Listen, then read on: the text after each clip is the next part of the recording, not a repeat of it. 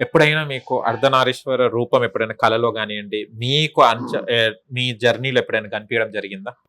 కళలో అని నేను చెప్పను కానీ అసలు మాకు ఈ గుడి థాట్ ఇదన్నీ ఏమీ లేనప్పుడు 2018, 19, 20 ఈ 3 years నాకు ఒకసారి అనిపించింది నేను భ్రమలోకి ఏమన్నా వెళ్తున్నానా, ఒక హిలిజినేషన్ లో ఏమన్నా ఉన్నానా నేను అని చెప్పి నాకే అనిపించింది.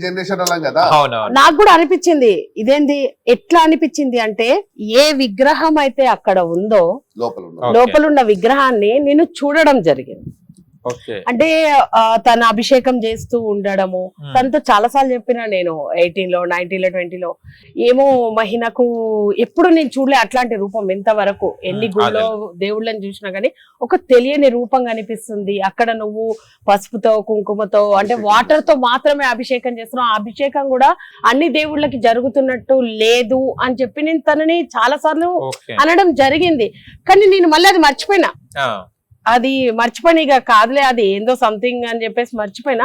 ఆల్ ఆఫ్ సడన్ విగ్రహ ప్రతిష్ఠ జరిగినప్పుడు 2022లో అందరూ మంత్రాలు చదువుతున్నారు, అన్ని చేస్తున్నారు, కానీ నాకు మాత్రం దాన్ని లేపి ఇట్లా నిలబెట్టినప్పుడు ఆ విగ్రహాన్ని తన అభిషేకం చేస్తున్నప్పుడు నేను 3 సంవత్సరాలు నా కళలో చూసిన రూపం నా కళ్ళ ముందు అదే అని కనిపించినట్టు అయింది. లైక్ నాకు లిటరలీ ఇట్లా వాటర్ వస్తుండే అనమాట. నేను స్టక్ అయిపోయినా అక్కడ. Something have seen 3 years back but recognize చేయలేకపోయినా నేను అది ఏంది అనేది తెలుసుకోలేకపోయినా. అది వాళ్ళ నా కళ్ళ ముందుకు వచ్చి కనిపించింది ఆ రూపము అని చెప్పి నేను ఒక షాక్ లో ఉండిపోయినా. అప్పటి వరకు మేము చూసిన రూపమే తెచ్చిన రూపమే, కానీ నాకు కనిపించిన రూపము అదే అని ఆ క్షణం అనిపించింది నాకు.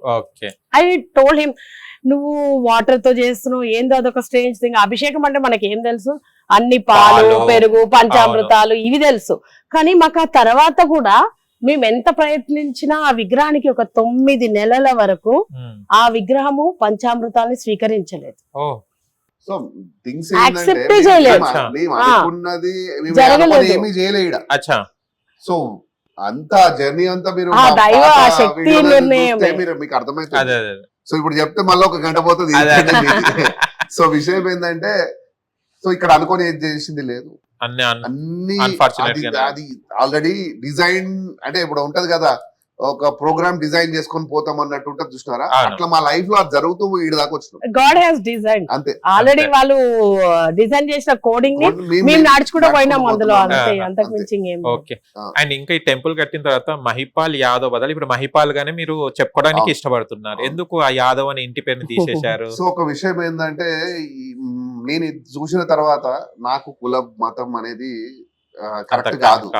అదే నేను దేవుడిని డైరెక్ట్ గా చూస్తున్నా అంటే దేవుడు ఎక్కడ ఉన్నాడు, మనిషి రూపంలో ఉన్నాడు.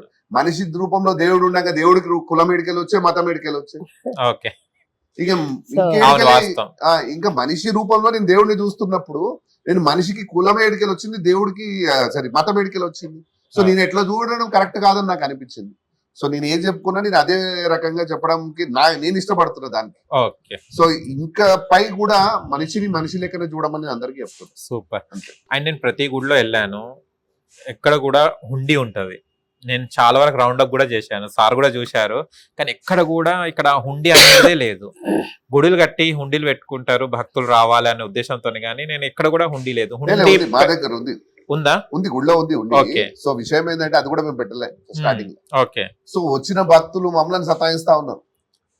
మేము ఏదో చేసి మాకు వద్దు నాయన దండం పెట్టి మేము వద్దు, మీరు తీసుకుపోయి లేని వాళ్ళకి సహాయం చేయమని చెప్పి చెప్తూ ఉంటే వాళ్ళేమో ఇక ఎట్లుంటారు కొంతమంది, సరే మేము మా ఖుషి కోసం 10 రూపాయలు 20 రూపాయలు ఏదో ఒకటి వేస్తాం స్వామి అని చెప్పాలని అడిగితే అప్పుడు తీసుకొచ్చి అది పెట్టడం జరిగింది. కానీ అందులో కూడా ఎవరు అన్ని గుళ్ళకి వచ్చే అన్ని విరాళాలు మాకు ఫోన్ చేసి మేము ఎంత వేస్తామంటే కూడా నేను రిజెక్ట్ చేస్తాను. ఇవ్వాలనుకుంటున్నారా రూపాయి తీసేయండి, ఓ 10 రూపాయలు వేయండి, అంతకు మించి వేయొద్దు. ప్రసాదానికి వాడతాం ఇక్కడ దాంట్లో ఇంకా అది కూడా సరిపోతుంది, మళ్ళీ మేము యాడ్ చేసి చేస్తూ ఉంటాం. అది ప్రతి రూపాయి కూడా ఒకళ్ళు కడుపు నింపడానికి మాత్రమే యూజ్ చేస్తాను నేను. అందులో ఉన్న ఏ రూపాయి కూడా మేము ఒక్క సింగిల్ పెన్ని కూడా వేరే దేనికి యూజ్ చేయం. ఇక్కడ క్రియకి జరిగేదంతా మనకి అమ్మ శక్తి ఇచ్చింది, అదే చూసుకుంటున్నాం. మేము ఒకటే ఆలోచిస్తాం, ఒకళ్ళు వాళ్ళు ఎందుకు వేసిండ్రు నాయన, నీ రూపంలో వాళ్ళ ఆకలి తీర్చు, ఆకలి తీర్చడానికి మాత్రమే ఉపయోగించేది. అది కూడా మేము ఎవ్రీ టైం వాళ్ళు వస్తారు, అమ్మ 5,000 వేయాలనుకుంటారు, వద్దు మాకు మీ శక్తి ఎంత ₹1 అయ్యండి. మేము క్లియర్ గా చాలు, చెప్తాం దేవుడికి వాళ్ళకు. అదే. మా దగ్గరకు వచ్చి ఇప్పుడు శుక్రవారం ఒక 1500 నుంచి 2000 2000 మంది దాకా పెడుతూ ఉంటాం. ఓ ఓకే ప్రతి ఎవ్రీ ఫ్రైడే జరుగుతుంది. ఓకే సో అక్కడికి వచ్చి చాలా మంది మేము ఈ ఒక్క రోజుకి సరిపోయేంత డబ్బులు మేము ఇస్తాము, మీరు చేయించండి అంటే మేము ఒక్కడే చెప్తాం, మీరు ఇక్కడ ఇయ్యకండి, ఏ గుడిలో కూడా మీరు ఇయ్యకండి, గుడిలో అయితే ఇద్దని ఏ చెప్తాను. గుడిలో కూడా ఇయ్యకండి. ఎందుకు అంటే గుడికి వచ్చేటోళ్ళు ఎవరు మంచిగా ఉండి అన్ని ఉండి భక్తి పేరుతో మళ్ళా ఆ మనం రోజు వచ్చి తింటున్నాం అక్కడ. అవును సో అవే డబ్బులు తీసుకెళ్లి లేని వాళ్ళ పిల్లలకు చదువు ఇవ్వమంటున్నాం. అది డబ్బులు చేయలకి ఇవ్వద్దని చెప్తున్నాం. అదే. ఎవరైనా చదువుకునే పిల్లలు ఉన్నారు, వాళ్ళకి ఫీజులు కట్టండి, లేకపోతే స్టడీకి సంబంధించిన గరీబోడి పిల్లలకి చదివిపిస్తే ఏమవుతుందంటే వాడికి జీవితాంతం మీరు ఫుడ్ పెట్టిన వాళ్ళు అవుతారు. అక్కడ మళ్ళీ వాళ్ళ కుటుంబానికి మొత్తానికి నువ్వు ఫుడ్ పెట్టిన వాళ్ళు అవుతావు. దాంతో పాటు వాడు మంచి నేర్చుకుంటాడు. అని నేను కూడా ఎక్కడ ఒక దగ్గర సహాయం పొందిన ఇంకొక నలుగురికి సహాయం సంస్కారం, దానికి ఒక సంస్కారం వస్తుంది. ఎక్కడ వాడికి తప్పు చేయకుండా బతికే ఆధారం సో చూపిస్తున్నారు కదా. మీరు రూపాయి ఖర్చు పెట్టినా మంచి పని కోసం ఖర్చు పెట్టాలనుకుంటున్నారు. ఎక్కడో తీసుకుపోయి దాన్ని ఖరాబ్ చేసే బదులు లేని వాళ్ళ పిల్లలకి ఇచ్చి చదివిపిస్తే ఇవాళ రేపు డిగ్రీ చదవాలంటే కూడా చాలా పైసలు సరే సెక్యూరిటీ జాబ్ కావాలంటే కూడా డిగ్రీ కావాలి, చాలా ఖర్చుతో కూడుకున్నది. సో ఖర్చుతో కూడుకున్నది. సార్ అట్లాంటి వాళ్ళకి హెల్ప్ చేస్తే వాడి జీవితాన్ని మీరు కాపాడిన వాళ్ళు అవుతారు. ఈ గుళ్ళల్లో ఏముంది, ఈ గుళ్ళల్లో వచ్చిన డబ్బులతో సరిపోతుంది. చాలా మంది ఇప్పుడు కింద మేధావులు కామెంట్స్ చేస్తారు, గుళ్ళతోటి ఎంతో మంది బాగుపడుతున్నారు, ఎన్నో హాస్పిటల్ అయినా ఎన్నో స్కూళ్ళు కడుతున్నారు, నీకు తెలుసా అని అడుగుతారు. ఆ మేధావులందరికీ నాదొక ప్రశ్న, ఎప్పుడైనా నువ్వు గవర్నమెంట్ హాస్పిటల్కి వెళ్ళి చూసినావా? అసలు నిజంగా గవర్నమెంట్ హాస్పిటల్ అంత అదిగా ఈ గుళ్ళో వచ్చే ఆదాయంతో గవర్నమెంట్ హాస్పిటల్ అట్లుంటే ప్రైవేట్ హాస్పిటల్ ఎందుకు ఫుల్ ఉంటుంది? వాస్తవం, ఒకసారి ఆలోచించండి. ప్లస్ మా దగ్గర పనిచేసే వాళ్ళు కూడా 10,000 జీతం చేసేటోడు కూడా పిల్లలు ప్రైవేట్ స్కూల్ కి వెళ్ళాలని ఎందుకు అనుకుంటున్నారు? అందరూ చెప్తున్నారు మేధావులే, కాదే వీళ్ళందరూ మేధావులే. మన కామెంట్ పెట్టేటోళ్ళు ఆ పైసలతోటి ఎన్నో స్కూల్ చేస్తున్నారు, హాస్పిటల్ చేస్తున్నారు.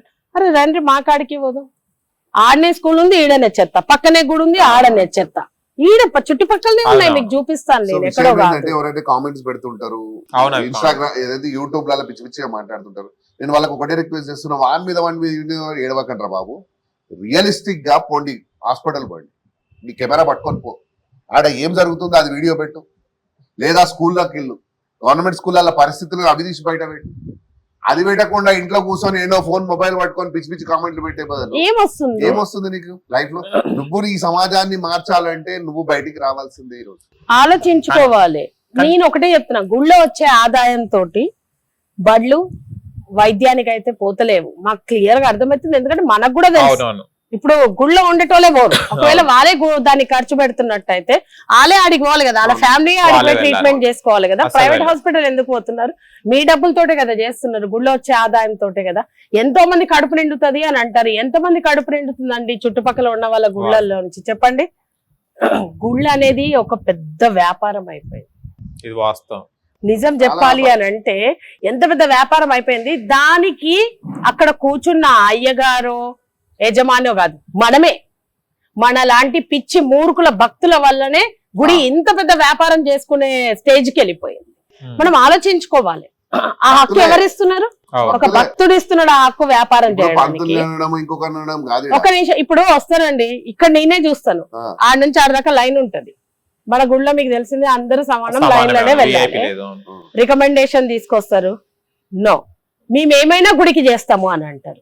ఇప్పుడు అక్కడ ఏమైపోయింది, ఏమన్నా చేస్తా అనేసరికి ముందు ఉండేటోడికి ఆశ ఉంటుంది, మేమంటే రిజెక్ట్ చేస్తున్నాం, ఆశ ఉండేసరికి అన్నాడు ఇట్లా వెళ్ళిపో అని అంటున్నాడు. అయిపోయింది కదా. అంటే నీకెంత ధైర్యము, దేవుడి ముందుకు వచ్చే ఏదో నీ శాశ్వతంగాని పైసా అది నీది గానే కాదు, అది తీసుకొచ్చి నేను దేవుడి దగ్గర ఇచ్చి నేను గొప్ప అని అనిపించుకుంటా, నేను ముందెళ్ళి దర్శనం చేసుకొచ్చిన అట్లా ఇట్లా అనే మాటలు మాట్లాడుతారు. ఆలోచించాలి జర మనుషులు. ఇక్కడ మూర్ఖులు పబ్లిక్, ఎవరైతే భక్తులు ఉంటారో వాళ్ళు చెడగొడుతున్నారు సమాజాన్ని. ఇప్పుడు ఎన్విరాన్మెంట్ తిడుతూ ఉంటారు, పోయి ఆడ లైన్ లో ఒక గంట వెయిట్ చేస్తే ఎన్విరాన్మెంట్ తిడతారు. సో ఈ నువ్వే కదా, అందుకే ధర్మ దర్శనాన్ని బ్లాక్ చేస్తున్నారు, ఫుల్ అయ్యేదాకా ఉంచుతారు, ఆపుతారు ఆ లైన్. ఇక్కడ పైసలు ఇచ్చినోడి పంపిస్తాడు, ఆ టైంలో ఆ లైన్ లో నిల్చున్నోడికి ఏమనిపిస్తుంది? వాళ్ళ పిల్లలు ఏడుస్తుంటుంటే, ముసలోళ్ళు ఉంటే వాళ్ళకి ఏమనిపిస్తుంది? ఏమో పోతే పోయింది, 100 రూపాయలు గిట్లనే పోతే అయిపోతుంది. లేదా ఈడ అన్యాయం జరుగుతుందిరా నాయన, ఈ దేవుడు వద్దు వీళ్ళొద్దు మనకి, ఏడైతే అందరినీ సమానం చూస్తారు ఆడిపోదామని ఆడి కురుకుతున్నారు. అవును. ఆడ కూడా వసూలు చేస్తున్నారు దశం భాగాలు అవి ఇవి అని అన్నీ చెప్పి. అయితేనే ఉన్నాయి. కానీ ఆడేంది అని అంటే కొంచెం వాళ్ళకి పర్టికులర్ గా మన లెక్కల భయం లేదు. అదే. ఈ పూజలు శాంతి హోమాలు ఇవి అవి లేక జనాడ స్వేచ్ఛగా ఉంటుంది. అంతే. ఇక్కడ ఏమైపోతుంది మన దగ్గర అదే మన మత దగ్గర మార్పులు జరుగుతున్నాయి ఈ రూప్ లో. ఇప్పుడు ఇక్కడ గుళ్ళో ఇవన్నీ జరగడం వల్ల మత మార్పులు జరుగుతున్నది. వాళ్ళ మీద వీళ్ళ ముస్లింస్ క్రిస్టియన్ మీద వాడితే నువ్వేం చేస్తున్నావు వీడ తప్పులు? తప్పు మనమే చేస్తున్నాం కదా. వాళ్ళని సమానంగా చూడాలి తిట్టడం గుళ్ళో correct అందరినీ. కాదు కదా. నేను ఇప్పుడు క్రిస్టియన్స్ ని ముస్లింస్ తిట్టడం అసలు ఒప్పుకోలేను. ఎందుకంటే నువ్వు కరెక్ట్ ఉండి వాళ్ళని తిట్టు. నేను మనం ఒప్పుకుంటా. కరెక్ట్ లేక వాళ్ళనంటే నువ్వు కరెక్ట్ ఏమొస్తుంది? ఉండకుండా వాళ్ళని ఎదుగుతో తిడతా అంటే అది కరెక్ట్ కాదు. నువ్వు ఇక్కడ నువ్వు ధర్మంగా ఎట్లయితే దేవుడు ఉండాలనుకుంటున్నాడో అట్లా నువ్వు ఇక్కడ ఉండి చూపి ఆ తర్వాత ఇలాంటివి జరిగితే చెప్పొచ్చు. మాకు అప్పుడప్పుడు అనిపిస్తుంటది, నేను తను అడుగుతూ ఉంటాను, లోపల ఉన్న దేవుడు ఏమన్నా తను పుట్టించిన మనుషుల్ని వేరుగా చూస్తాడా? లైక్ చాలా మందికి వస్తుంటది. ఏంది అని అంటే వీళ్ళు రాగానేనేమో నేను రెడీ ఉన్నా, రారా నా విఐపి దర్శనం ఇస్తా నీకు, నా ముంగట నువ్వు కాలు మొక్కు, నా ముంగట నువ్వు వీళ్ళకి కండవ వేయు, నా దండలు తీసి నీకు వేస్తారు. దేవుడు సృష్టించండి ఇవన్నీ. ఏ వేదంలో రాసిందండి? ఒక మనిషిని తీసుకొని వచ్చి గర్భగుడిలో నిలబెట్టి, అరే మనిషి ఇగో మీ ప్రతిష్ట చేసిన మాకేమో అర్హత లేదు, గర్భగుడిలోకి వెళ్ళి మేము ఏ క్రియ చేయొద్దు. అసలు సంబంధమే లేని ఒక ఎమ్మెల్యేనో ఎంపీయో ఒక మినిస్టరో ఎవరో వస్తే మాత్రం తను వెళ్ళిపోవచ్చు. ఎక్కడెక్కడ తిరిగి వచ్చిండో మీకు సంబంధం లేదు, ఏం చేస్తుండో మీకు సంబంధం లేదు. డైరెక్ట్ గర్భగుడిలోకి తీసుకెళ్లిపోతారు. ఆడ దేవుడు కూడా కూర్చోబెట్టి ఆశీర్వచనం ఇస్తారు, కండవ కప్తారు, ఆయన మెడలో వేసిన దండ తీసి ఆయనకేస్తారు. ఇదెంత వరకు న్యాయం? ఎంతో మంది కామెంట్స్ పెడుతుంటారు, ఇట్లా మీరు గర్భగుడిలోకి వెళ్ళొద్దు అది ఇదని. బరాబర్ ఆ దేవుడికి ప్రతి క్షణం అనునిత్యం చూస్తూ కూర్చునేది మేము, మాకు లేదు. కానీ ఎక్కడి నుంచో వచ్చిన వాళ్ళు మాత్రం వెళ్ళిపోయి ఆ క్రియ చేసేయచ్చు. ఏ వేదంలో రాస్తుందని నాకు ఎప్పటి నుంచో డౌట్. నేను మేధావుల్ని అడుగుతున్నాను, ఆ మేధావులు చెప్పాలి ఈ ప్రశ్నకి. ఎక్కడ రాస్తుంది ఇది? అన్ని గుళ్ళకి అవుతున్నాయండి. ఈ గుళ్ళ మేము రిజెక్ట్ చేస్తున్నాం కాబట్టి ఎంతో మంది విఐపీలు ఈ దాకా గడప దొక్కట్లేదు తెలుసు. చాలా ఫోన్స్ వస్తున్నాయి మాకు, but we are rejecting them. No, మేము చెయ్యము. మీకు ఇంకొక విషయం తెలుసా, వాళ్ళ పిఏలు వాళ్ళు వీళ్ళు ఫోన్ చేసి చెప్తూ ఉంటారు, అడుగుతుంటారు, మేమే అన్ని అరేంజ్ చేస్తాము, జస్ట్ మీరు షాల్వ కప్పండి వాళ్ళకి అని చెప్పి రిజెక్ట్ చేసేస్తే నేను ఒక్క క్షణం కూడా ఆలోచించలేదు. అవసరమే లేదండి, మేము మనుషుల కోసం కట్టలే గుడి. అమ్మ ప్రశాంతంగా ఏకాంత సేవ మాది, ఇది ఏకాంత స్థలం అని అంటే మేము కట్టినాము. మేము మిమ్మల్ని ఎవరిని రమ్మని అనట్లేదు. నువ్వెందుకు గుడి కట్టుకున్నావు అని కొంతమంది మేధావులు అడిగిపోతుంటారు. రీసెంట్ గా మేయర్ వాళ్ళ హస్బెండ్ అడిగిందని, ఎక్స్ మేయర్ వాళ్ళ హస్బెండ్. అట్లాంటప్పుడు గుడి ఎందుకు కట్టుకున్నావు, ఇంట్లో పెట్టుకుని, అరే నేను నీ కోసం కట్టినా అని ఏడ చెప్పినా, ఏ మనిషికైనా చెప్పినా నా అడుగుండ్రి, మీ అందరు రండి ఇక్కడ నేను గుడి కట్టినా అని ఎప్పుడన్నా ఎక్కడైనా పబ్లిసిటీ చేసినామా, ఏంటన్నా బోర్డులు చూసిందా? జనాలు తెలుసుకున్నారు, వస్తున్నారు, ఆ దైవ దర్శనం చేసుకుని వెళ్తున్నారు. మాకు అమ్మ చెప్పింది కూడా అదే. 2023 వరకు కూడా మా ఇద్దరికి నో ఎక్స్పెక్టేషన్ అసలు ఇప్పుడు కూడా లేదు. మీకు ఒక విషయం తెలుసా, నేను జనాలు ఎక్కువ ఉంటే బయటికి రాను. అంటే లోపల ఆఫీస్ లో కూర్చొని ఉంటా, తక్కువ జనం ఉంటారు చూడండి, అప్పుడు వచ్చి ప్రశాంతంగా అక్కడ కూర్చుంటాను నేను.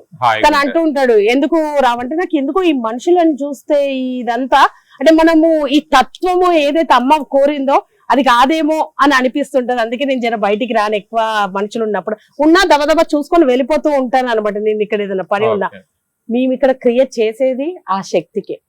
ఏది ఆచరించినా, ఏ పూజ అయినా, ఏ ఉత్సవం అయినా మనుషులకి సంబంధించి చెయ్యలేము, లోక కళ్యాణార్థం. ఎందుకంటే ఆ లోకాన్ని పరిపాలించేది వాళ్ళు శక్తివంతంగా వాళ్ళు అన్ని రకాలుగా ఉంటేనే ఈ లోకం ఎట్లుంది. మనం వాళ్ళకి శక్తినిచ్చే తంటటోలం అంత స్థితి స్తోమత మనకి లేదు, కానీ క్రియ చేస్తున్నాం అంతే. అక్కడ ఆ సేవకులుగా బతుకుతున్నాం మనం. నేను ప్రతి గుడిలో కూడా చెప్తుంది అదే, మీ పుట్టుక ఎందుకు అని. మీరు వేదంలో అయ్యగారుగా పుట్టి అది నేర్చుకొని వాళ్ళకి ఆ క్రియ చేసే మంత్రాన్ని, ఆ శక్తిని మీకు అమ్మ ఇచ్చిందంటే తనకి మాత్రమే చేయమని, వేరే ఒకరికి ఎందుకు చేస్తున్నారు? చాలా మంది మమ్మల్ని ప్రశ్నిస్తుంటారు, ఇక్కడికి వచ్చి మేము అభిషేకం చేయించుకోవాలనుకుంటున్నాము, ఎంత ఖర్చు అవుతుంది, హోమానికి ఎంత ఖర్చు అవుతుంది, ఒక రోజు ప్రసాదం పెట్టాలని. లిటరలీ ఎంత దిగజారిపోతున్నారంటే, sorry to say this but చెప్పాలి నేను, మనుషుల తత్వం ఎంత దిగజారిపోతుందంటే, మీరు ఈ గుడిలో పైసలు తీసుకోరు అని తెలుసు, కానీ మేము ఇస్తాము, ఎవరికి చెప్పకండిలే, మేము కూడా ఎవరికి చెప్పాము. ఇంత గలీజ్గా దిగజారిపోతున్నారు మనుషులు. అంటే ఏంది మీరు అన్ని గుళ్ళలో ఇది జరుగుతుందన్నట్టే కదా, జరుగుతుందనే అది అలవాటు అంతే పడిపోయారు. కదా, అలవాటు పడే కదా. అదే అదే మీరు చెప్పుకోకండి, మేము బయట చెప్పుకోము, మేము కూడా చెప్పుకోము. సీక్రెట్ గా ఇస్తాం, మాకు పుణ్యం కావాలి, సీక్రెట్ పుణ్యం కావాలి మాకు. పుణ్యం అట్లా దొరుకుతుందా? అదే కదా, మా ఇద్దరు కష్టం. నేను అట్లాంటి వాళ్ళతోటి మాట్లాడను తెలుసా, నేను తనని ఎక్కడ ఒక చోట గట్టిగా చెప్తే ఏమనుకుంటారో పోనీలే అని అంటే అవసరమే లేదు మనకి, ఎందుకు.